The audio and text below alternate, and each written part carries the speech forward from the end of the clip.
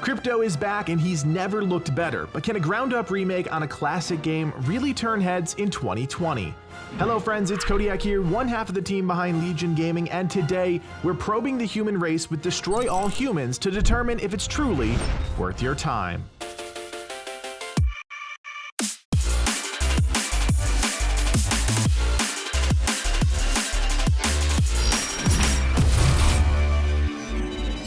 Now I hate to admit this, but I never got to play Destroy All Humans back in the day. New games were a treat in my house, and sadly, destroying the human race wasn't on top of my parents' priority list.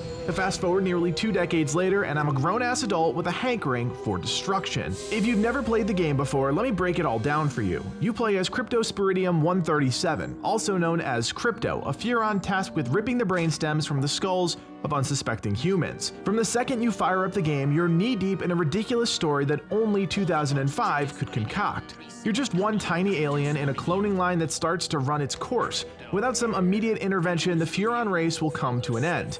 Luckily, with weapons like the Zap-O-Matic and your ability to hurl things into the sky, the prospect of your race is looking up. Destroy All Humans is a remake of the original game. It's set in a fictionalized version of the US grappling with the Cold War. The jokes are terrible, the topics probably offensive to someone this day and age, but it's so ridiculous it's impossible to take serious, and that's what's so great about the game.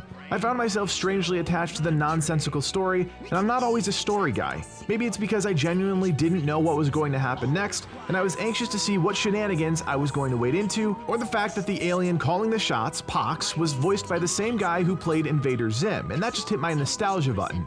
Either way, I was all in. Destroy All Humans may be a remake, but to achieve 2020 gameplay standards, the game had to be built from the ground up. I'll admit I was hesitant to see how the team was going to pull off a 15-year leap in technology while still remaining true to the game, but they absolutely nailed it. Each ridiculous weapon felt incredibly satisfying and was visually impressive. The Zap-O-Matic had that classic cartoony electrocution effect, which never got old, and the ability to hurl people 100 feet into the air may be my favorite thing to do ever in a video game. Destroy All Humans doesn't overload you with stuff. It actually is a rather simple game. You don't get a million different weapons, attachments, things like that. What you do get feels different for that reason. I actually really respect the team's ability to not introduce a ton of new content into the mix. There's plenty that's good already baked in, it just needed to be reimagined for a 2020 world. In my opinion, there is one thing that feels out of place, and it's the overall design of the gameplay arc.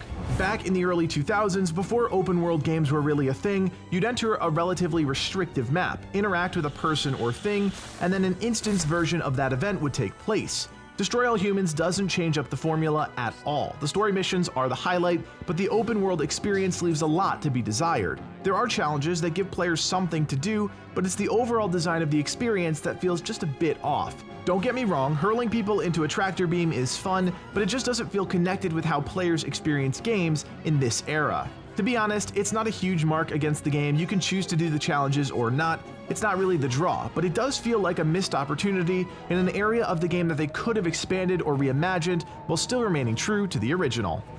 The biggest change to Destroy All Humans has to be the improved gameplay. Before putting together this video, I spent some time watching old playthroughs of the original game, and holy hell does that look janky as heck. I totally see the appeal. You've got awesome weapons and it's just a fun experience as a whole. But what the team has managed to recreate and the improvements they've made to make the action better is astonishing. Weapons feel responsive, enemies offer a decent challenge, and controlling Crypto is easy and intuitive. I didn't truly appreciate what I was playing until I looked back at where they were starting from. Missions now have optional challenges that unlock skins, UI improvements bring the game more in line with modern titles, and level design and graphics, well, you just can't compare. There's still a little jankiness, especially when it comes to the cutscenes, but it hardly matters. Do yourself a favor, go watch some old gameplay, then come back and watch what I'm showing you here, and you'll realize how much development the team really accomplished. So at the end of the day, you're here for one reason, to find out if the remake of Destroy All Humans is worth your time, and the answer is yes, but there is a caveat.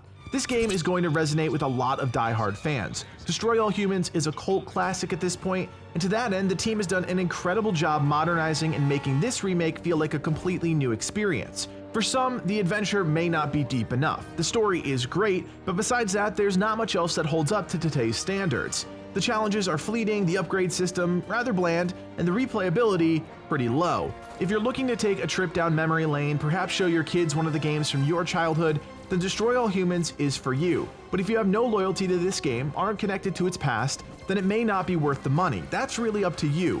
The story is around 10 hours, and I'm pretty confident when I say you'll most likely never pick up this game again once you beat it. But to some, the draw of reliving the glory days may just be too great. Destroy All Humans is available on PC, Xbox, and PlayStation starting July 28th, and comes in between $30 to $40 depending on the platform you choose to buy it on. We hope this video helped you figure out if Destroy All Humans is worth your time. If you enjoy this series and want more worth your time videos in your feed, go ahead and hit that thumbs up and consider subscribing to Legion Gaming. You can also check us out on Discord. Our community of over 5,000 members is spread across dozens of great games, so click that link below and join the Legion. Finally, if you like our videos and want to support Legion Gaming even more, check out our brand new Patreon page. For just a few bucks a month, you get some awesome rewards like custom artwork and access to our private servers. My name is Codiak, and from everyone here at Legion Gaming, thanks for watching, and play on.